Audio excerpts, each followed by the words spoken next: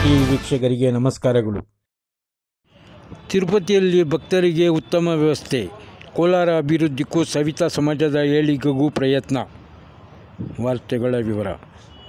ತಿರುಪತಿಗೆ ಭೇಟಿ ನೀಡುವ ರಾಜ್ಯದ ಪ್ರವಾಸಿಗರು ಭಕ್ತಾದಿಗಳಿಗೆ ಉತ್ತಮ ಸೇವೆ ಕಲ್ಪಿಸುವ ನಿಟ್ಟಿನಲ್ಲಿ ಪ್ರಯತ್ನಗಳು ನಡೆಯುತ್ತಿವೆ.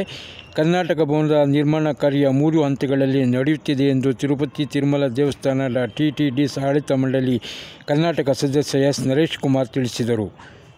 ಕೊಂಡರಾಜ್ನಲ್ಲಿ ಆಂಜನೇಯ ಸ್ವಾಮಿ ದೇವಾಲಯದಲ್ಲಿ ಸೋಮವಾರ ಸವಿತಾ ಸಮಾಜದವರು ಹಮ್ಮಿಕೊಂಡಿದ್ದ ಸನ್ಮಾನ ಕಾರ್ಯಕ್ರಮದಲ್ಲಿ ಅವರು ಮಾತನಾಡಿದರು.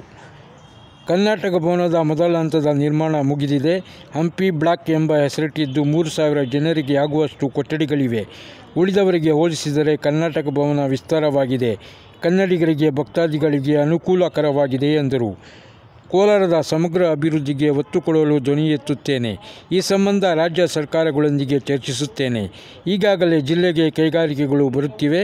ಈ ಭಾಗದಿಂದ ತಿರುಪತಿಗೆ ಸಾವಿರಾರು ಮಂದಿ ಹೋಗಿ ಬರುತ್ತಾರೆ ಎಂದು ಹೇಳಿದರು. ಸವಿತಾ ಸಮುದಾಯದಿಂದ ಮೊದಲ ಬಾರಿಗೆ ಟಿಟಿಡಿ ಆಡಳಿತ ಮಂಡಳಿಗೆ ಸದಸ್ಯರನ್ನಾಗಿ ನೇಮಕ ಮಾಡಲಾಗಿದೆ. ಆಂಧ್ರ ಸರ್ಕಾರಕ್ಕೆ ಹಾಗೂ ಮುಖ್ಯಮಂತ್ರಿ ಚಂದ್ರಬಾಬು ನಾಯ್ಡು ಅವರಿಗೆ ಧನ್ಯವಾದ ಅರ್ಪಿಸುತ್ತೇನೆ. ಸವಿತಾ ಸಮುದಾಯದ ಅಭಿವೃದ್ಧಿಗೂ ಆಗಬೇಕಾಗಿದೆ. ಈ ನಿಟ್ಟಿನಲ್ಲಿ ಪ್ರಯತ್ನ ಮಾಡುತ್ತೇನೆ ಎಂದರು. ಸವಿತಾ ಸಮುದಾಯದ ಎಸ್ ಮಂಜುನಾಥ್ ಮಾತನಾಡಿ, ನಮ್ಮ ಸಮುದಾಯವರು ಟಿಟಿಡಿ ಆಡಳಿತ ಮಂಡಳಿ ಸದಸ್ಯರಾಗಿರುವುದು ಸಮುದಾಯಕ್ಕೆ ಹೆಮ್ಮೆಯ ವಿಚಾರ. ನರೇಶ್ ಕುಮಾರ್ ಈ ಹಿಂದೆ ಕರ್ನಾಟಕ ರಾಜ್ಯ ಸವಿತಾ ಸಮಾಜ ಅಭಿವೃದ್ಧಿ ನಿಗಮದ ಅಧ್ಯಕ್ಷರಾಗಿದ್ದರು. ಈಚೆಗೆ ಕನ್ನಡ ಮತ್ತು ಸಂಸ್ಕೃತಿ ಇಲಾಖೆಯ ಚೌಡಯ್ಯ ರಾಜ್ಯ ಪ್ರಶಸ್ತಿ ಭಾಜನರಾಗಿರುವ ನಾದಸ್ವರ ಕಲಾವಿದ ಆರ್ ಶ್ರೀರಾಮುಲು ಅವರ ಅಭಿಮಾನಿ ಹೊಂದಿದ್ದಾರೆ ಎಂದರು. ಈ ಸಂದರ್ಭದಲ್ಲಿ ನರೇಶ್ ಕುಮಾರ್ ದಂಪತಿಯವರನ್ನು ಮುಖಂಡರು ಸನ್ಮಾನಿಸಿದರು. ಆಂಜನೇಯ ಸ್ವಾಮಿಗೆ ಪೂಜೆ ಸಲ್ಲಿಸಿದ ಅವರು ಟಿಟಿಡಿ ಸಭೆಯಲ್ಲಿ ಪಾಲ್ಗೊಳ್ಳಲು ತಿರುಪತಿಗೆ ತೆರಳಿದ್ದರು.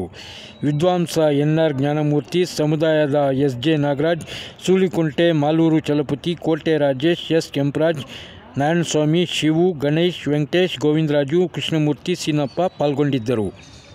ವರದಿ ಪರ್ವೀಜ್ ಅಹಮದ್.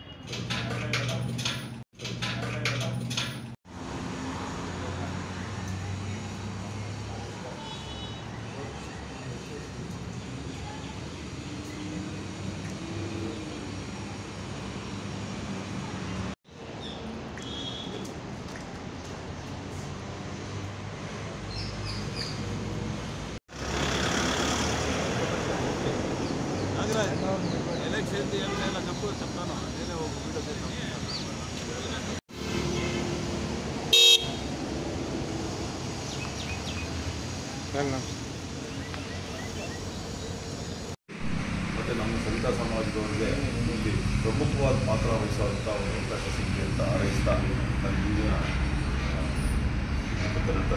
ಇದರಲ್ಲಿ ತಿರುಪತಿಗೆ ಕರ್ನಾಟಕದ ಪ್ರವಾಸಿಗರಿಗೆ ಯಾವ ರೀತಿ ನಾವು ವ್ಯವಸ್ಥೆ ಕರ್ನಾಟಕದಲ್ಲಿ ಕರ್ನಾಟಕ ಭವನವನ್ನು ಮಾಡ್ತಾ ಇದ್ದೀವಿ. 3 ಹಂತದಲ್ಲಿ ಮಾಡ್ತಾ ಇದ್ದೀವಿ. ಇದು 1ನೇ ಹಂತ ಓಪನ್ ಆಗಿದೆ, ಹಂಪಿ ಬ್ಲಾಕ್ ಅಂತ. ಹತ್ರ ಒಂದು 3,000 ಜನಕ್ಕೆ ಆಗುವಷ್ಟು ರೂಮ್ಸ್ ಇದೆ.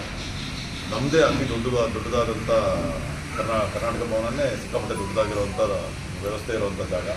ಹಾಗಾಗಿ ನಮ್ಮ ಕನ್ನಡಿಗರಿಗೆ ಮತ್ತು ಕರ್ನಾಟಕದಿಂದ ಬರುವಂಥ ಭಕ್ತಾದಿಗಳಿಗೆ ಆದಷ್ಟು ವ್ಯವಸ್ಥೆಗೆ ಅನುಕೂಲಕರವಾಗಿದೆ.